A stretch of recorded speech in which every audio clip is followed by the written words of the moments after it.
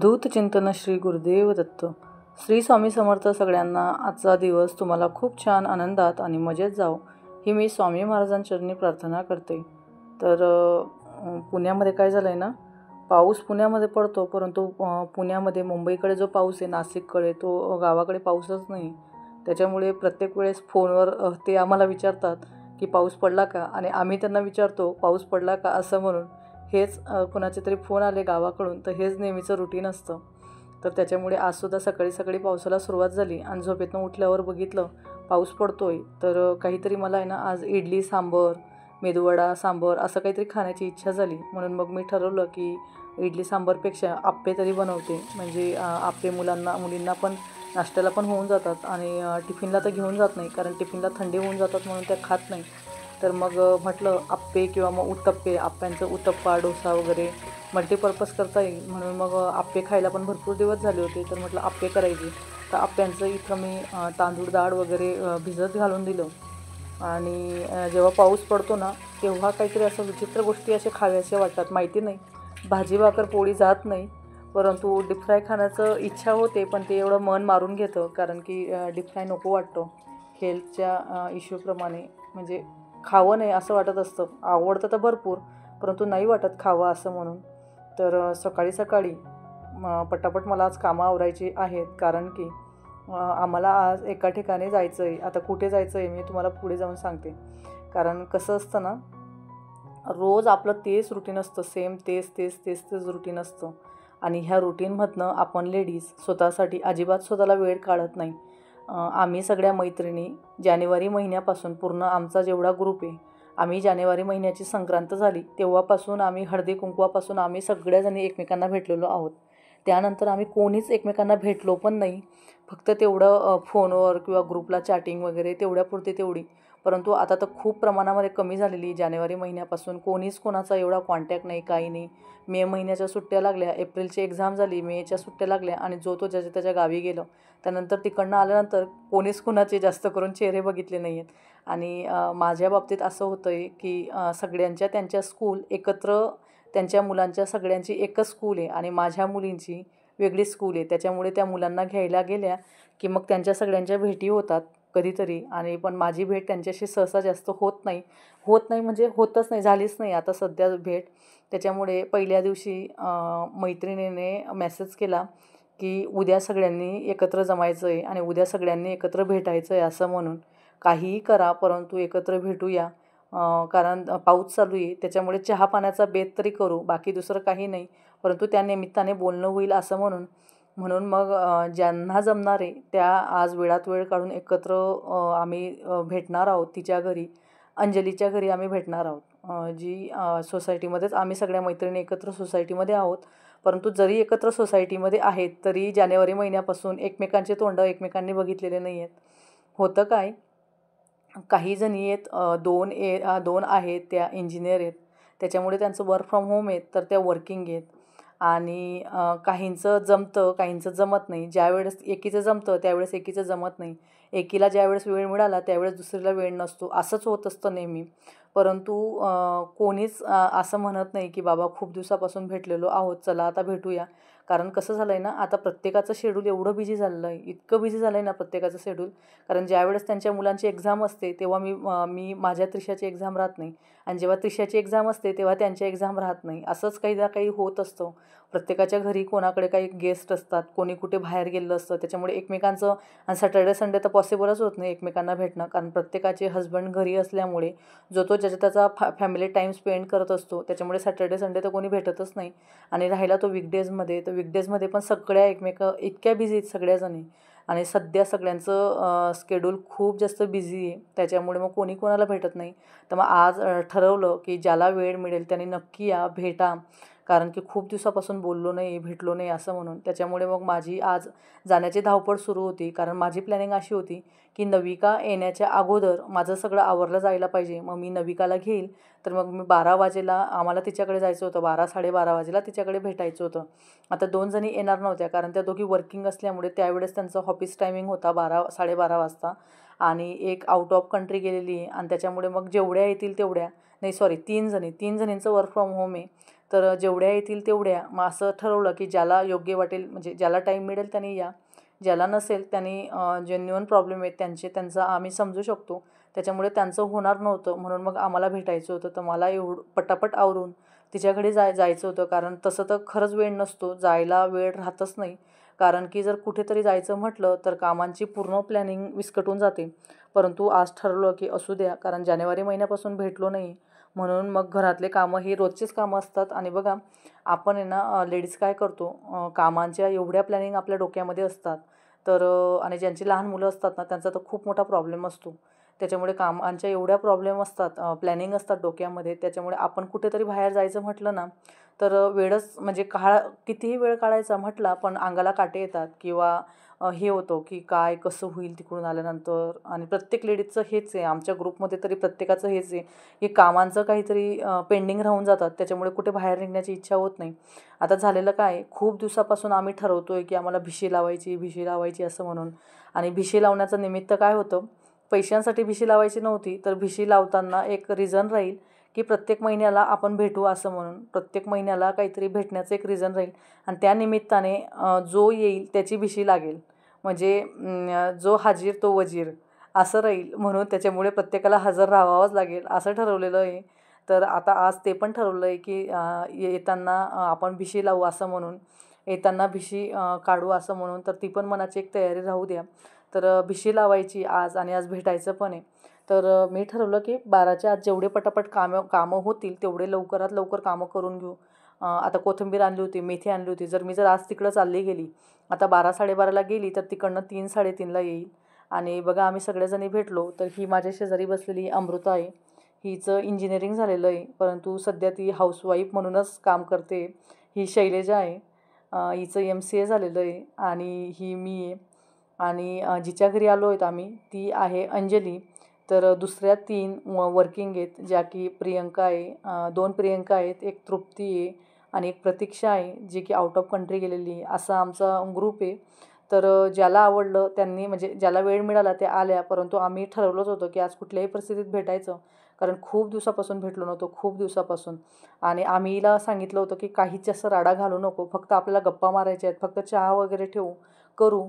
परंतु तिने आज छानपैकी पाऊस पण पडत होता, ती म्हटली म्हणून तिने पुऱ्या केल्या होत्या, छान तिखट पुऱ्या केल्या आणि शिरा केला होता तिने. तर आम्ही तिला नाही म्हटलो होतो की फक्त गप्पा मारायला येऊ, कारण की काहीतरी केलं तर तू आटकून जाशील किंवा जिच्या घरी जातो तर ती पूर्ण बिझी होऊन जाते, गप्पा मारायला वेळ मिळतच नाही.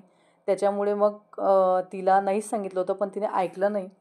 छान तिने पुऱ्या करून घेतल्या होत्या, छान लागत होत्या पुऱ्या पण आणि शिरा पण खूप छान आला होता. कारण खूप गप्पा निघतात इकडच्या तिकडच्या, खूप साऱ्या गप्पा चालू असतात. त्याच्यामुळे कसं असतं ना, खूप दिवसांनी भेटलो ना, एका तोंडून 2-2 शब्द निघत असतात प्रत्येकाचे. एकाचं काय असतं म्हणजे प्रत्येकजणी त्याच्याशी समोरासमोर जो बसलेलो असतो ना त्याच्यासमोर सोबत गप्पा मारत असतं. म्हणजे एवढे विषय असतात गप्पा मारण्याचे, खूप सारे विषय असतात.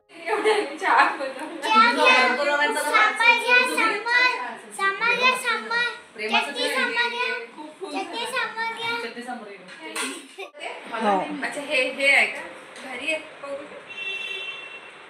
आम्ही ती चिठ्ठ्याच काढतो अजून.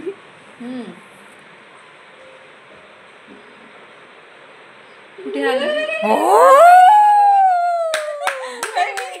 अमृता अमृता चल कॉंग्रॅच्युलेशन. आणि मग तिथं गप्पा वगैरे मारल्या, भिशी काढली, भिशी अमृताला लागली. तर अनएक्सपेक्टेड होतं, कारण ती नाही म्हणत होती की एवढी भिशी नको काढू, म्हणजे कमी अमाऊंटची काढू असं म्हणून. कारण त्यांच्या पण बाकीच्यांच्या दुसरीकडे भिशी आहेत, त्याच्यामुळे मग ती म्हटली की महिन्याचा बजेट जाईल. परंतु तिलाच ती भिशी लागली, त्याच्यामुळे तिला कॉन्व्हर्सेशन केलं आम्ही की तुझी इच्छा नसतानाच तू नाही म्हणत होती तरी तुला भिशी लागली असं म्हणून. इट्स ओके, भिशी हा एक भेटण्याचा पार्ट आहे. म्हणजे भिशी हा एक फक्त आम्ही एक निमित्त ठेवलं की एक भेटायला जायला म्हणजे मिळेल असं म्हणून. 2:45 वाजेला घरी आली, लगेच 3:30 वाजेला ट्युशनी सुरू झाल्या. पटापट जेवढं अजून काम राहिलं होतं तेवढं आवरून घेतलं आणि डायरेक्ट आता झालेले संध्याकाळ, म्हणजे 6:45-7 वाजलेले आता. आणि मग आपलं नेहमीचं जे असतो नियोजन की देवपूजा जी रुटीन असते नेहमीची ती रुटीन केली. मग परत अजून एक सांगू का तुम्हाला, जेव्हा सगळ्या मैत्रिणी एकत्र भेटत असतो ना, खरंच सांगते मनावरचा जो मळ असतो, मनावरची जी मळ माती असते ती पूर्ण निघून जाते. एवढं फ्रेश वाटत असतं ना, खूप छान वाटत असतं. खरंच खूप छान वाटत असतं. आणि चांगल्या मैत्रिणी मिळणं आणि चांगली संघ सोबत मिळणं हा सुद्धा एक खूप मोठा नशिबाचा विषय असतो. कारण की काय असतं, आमचा जो ग्रुप आहे किंवा आम्ही ज्या मैत्रिणी आहेत, आम्ही एकमेकांना खूप जास्त मोटिवेट करत असतो किंवा कधीच हिच्याविषयी वाईट वाटून घेणं किंवा एकत्र भेटायचं, मनात काय, आतमध्ये काय आणि बाहेर काय ह्या गोष्टी एकीच्याही मनात नाही आहेत. कारण जे आहे ते सगळ्याजणी एवढ्या फ्रँकली आहेत, खूप म्हणजे खूप मनाने चांगल्या आहेत. आणि एक सांगायचं राहिलं, जी अंजली आहे, आम्ही जिच्या घरी गेलो होतो, तर ती डॉक्टर आहे ती पण. तर ती पण सध्या मुलीमुळे घरी आहे. जरी सगळ्या काही आम्ही 4-5 जणी घरी असले तरीसुद्धा विचारांमध्ये असं काही नाही की जॉब करणाऱ्याचेच विचार चांगले असतात. विचारांमध्ये एकमेकांचे विचार एकमेकांशी जुळणं तरच ती मैत्री होत असते. आणि तसंच आमच्या बाबतीमध्ये घडलेलं आहे. कारण की एकमेकांचे विचार एकमेकांशी जुळल्यानंतरच आपली मैत्री ही घट्ट होत असते. आणि तशाच आम्ही काहीतरी आहोत. आणि बघा, आपण जेव्हा एकमेकांसोबत भेटत असतो ना, तेव्हा प्रत्येकीकडनं काही ना काही आपल्याला शिकायला मिळत असतं. मग 100 विषय निघतात. त्याच्यामध्ये रेसिपीज असतात, त्याच्यामध्ये मुलांचे स्कूलचे विषय असतात, मुलांच्या स्वभावाचे विषय असतात, आपल्या घरातल्या संसाराचे विषय असतात, वस्तू घेण्यावरनं असतं, सोनं घेण्यावरनं असतं, चांदी घेण्यावरनं असतं, देवपूजा एवढे विषय निघाले ना आमचे. मग ते देवपूजेवरनं असो, कोणी कुठली सेवा चालू केली चातुर्माची, कोणी काय सेवा, कोणाची माझ्या व्हिडिओचे विषय निघाले. म्हणजे प्रत्येकामध्ये कुठला तरी गुण असतो की त्याच्याकडनं आपण तो गुण घेऊन आलेलो असतो आणि मोटिवेट होत असतो की चला बाबा, की हिने आता हे लावलं आहे, हिने आता ही सेवा लावली, तिने ती सेवा करते, ही ते पूजा करते. म्हणजे प्रत्येक जेव्हा काही ना काही सांगत असतं ना, की मी एक्सरसाइज सुरू केली, लगेच आपण मोटिवेट होत असतो की चला, तिने एक्सरसाइज केली ना, चालू केली, आता मी पण करते. तिने ज्ञानेश्वरी पारायण लावलं तर मी पण काहीतरी छोटी मोठी सेवा केली पाहिजे. म्हणजे जेव्हा आपण एकत्र भेटत असतो ना, तेव्हा फक्त तो टाईमपास, वेस्टेज किंवा फालतूक टाईमपास नसतो, तर तो टाईमपास म्हणजे नाही, तो खूप जास्त युटिलाइज असतो तो विषय. कारण की त्या गोष्टीतून आपण मोटिवेट होऊन घरी आलो असतो. आणि आज माझं झालं काय ना, कपड्यांच्या घड्या पण राहून गेल्या. कारण की दुपारी काही कामं हे मी सोडून चालली गेली होती. म्हटलं राहू दे तिकडं, सगळेच कामं करत गेली तर उशीर होऊन जाईल. कारण आम्हाला फक्त 12:30 ते 3च्याच मध्ये आम्हाला थांबायचं होतं, कारण प्रत्येकाला घरी यायचं होतं. तर त्याच्यामुळे मग मी कपड्यांच्या घड्या वगैरे राहू दिल्या. काहीतरी कामं राहूनच जातात. आणि बघा, रोजचाच दिवस सेम व्हायला पाहिजे असं काही नसतं. काहीतरी बाकीचं सोडून द्यावं लागतं, काहीतरी बाकीचं धरावं लागतं. आणि मग सकाळी हे जेव्हा ऑफिसला गेले ना, तेव्हा यांच्याजवळ मी एवढे दळण काढून दिले होते. आज कारने हे गेले ऑफिसला, यांच्या कारमध्ये दिलं. हे ज्वारीचं पीठ आहे, हे खमंग ढोकळ्याचं पीठ आहे, त्याच्यानंतर तिकडं जे पीठ आहे ते गव्हाचं पीठ आहे, डेली यूजच्या गव्हाचं. आणि हे जे पीठ आहे हे पण गव्हाचं, जे मोठ्या डब्यातलं हे बाजरीचं पीठ आहे. आता मोठ्या गव्हातलं पीठ हे मी जेव्हा छोट्या गव्हातलं पीठ संपते, डब्यामधलं पीठ संपतं, तेव्हा मग मी मोठ्या डब्यातलं पीठ त्याच्यामध्ये ओतत असते. असे मी 2 डबे गव्हाचे दळायला द्यायला पाठवते. कारण ज्यावेळेस गव्हाचं पीठ संपून जातं ना, तेव्हा खूप फजिती होतात. आणि जोपर्यंत तो डबा रिकामा होत नाही तोपर्यंत पण दळण दिलं जात नाही. त्याच्यामुळे मग मी आता बऱ्याच वर्षापासून असा फंडा यूज केला आहे की 2 डब्यांमध्ये देते. म्हणजे एक डबा संपला की तो एक डबा परत देता येतो आणि लगेच दुसरा डबा भरलेला असतो. सकाळी माझी जी कोथिंबीर वगैरे निवडली होती, तर ती कोथिंबीर डब्यात भरायची बाकी होती. त्याच्यामुळे मग ते व्यवस्थित ती कोथिंबीर भरून घेतली. आता मला काय ना, मला कोथिंबीर, कढीपत्ता आणि टमाटे या 3 गोष्टींवर एवढं प्रचंड प्रेम आहे, इतकं प्रेम आहे माझं त्या 3 गोष्टींवर, ते मी घरामध्ये संपूच देत नाही. कारण मी माझ्या मोठ्या बहिणीला आणि माझ्या जाऊला नेहमी म्हणत असते की तुम्ही लोक खूप नशीबवान आहेत. तुमच्या अंगणांमध्ये कढीपत्त्याचं झाड आहे, म्हणजे तुमच्या अंगणामध्ये सोनं आहे. कारण मला कढीपत्ता खूप जास्त, माझं कढीपत्त्यावर प्रेम आहे, प्रचंड प्रेम आहे माझं कढीपत्त्यावर. आणि ज्याच्या अंगणामध्ये कढीपत्त्याचं झाड आहे ना, तो खरंच त्याच्या अंगणामध्ये सोनं उगवतो असं तरी मी म्हणेन. कारण कढीपत्त्याची जी भाजी आणि कढीपत्त्याचा जो जेवण असतं त्याची सर कोणालाही नसते. तर अशा प्रकारे माझा आजचा दिवस होता. खूप छान गेला आजचा दिवस. सगळेजण एकत्र भेटलो, खूप छान वाटलं. खाण्यापेक्षा आपल्याला काहीतरी देण्यापेक्षा आपले बोलणं झालेलं आहे, आपल्या मनातले सगळे म्हणजे काय म्हणतात ना, इतक्या दिवसाच्या गप्पा झालेल्या आहेत, हा खूप वेगळा आनंद असतो. तर आजचा व्हिडिओ तुम्हाला कसा वाटला हे मला लाईक, शेअर, सबस्क्राईब करून सांगा. आणि आत्तापर्यंत जर तुम्ही माझ्या चॅनलवर नवीन असाल, चॅनलला आत्तापर्यंत सबस्क्राईब केलं नसेल तर खरंच सबस्क्राईब करा. श्री स्वामी समर्थ. धन्यवाद. आणि तुम्हाला एक गोष्ट सांगते अजून एक, ज्यावेळेस आम्ही एवढ्या दिवसापासून भेटत नव्हतो ना, त्यावेळेस प्रत्येकजणी म्हणायचं, अगं भेटू ना गं, भेटू ना गं, भेटू ना गं. परंतु म्हणजे पुढाकार कोणी घ्यायला तयार नव्हता.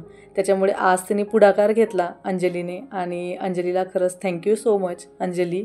कारण की खूप दिवसांनी म्हणजे जानेवारी ते आतापर्यंत किती जुलै येऊन गेला, सॉरी जुलैपर्यंत आपण सगळेजण एकत्र भेटलोच नव्हतो. फक्त माझं चॅनल जेव्हा मॉनिटाईज झालं तेव्हा म्हणायच्या, अगं मॅडम खाली तरी ये थोडीशी, तुझं दर्शन तर दे आम्हाला.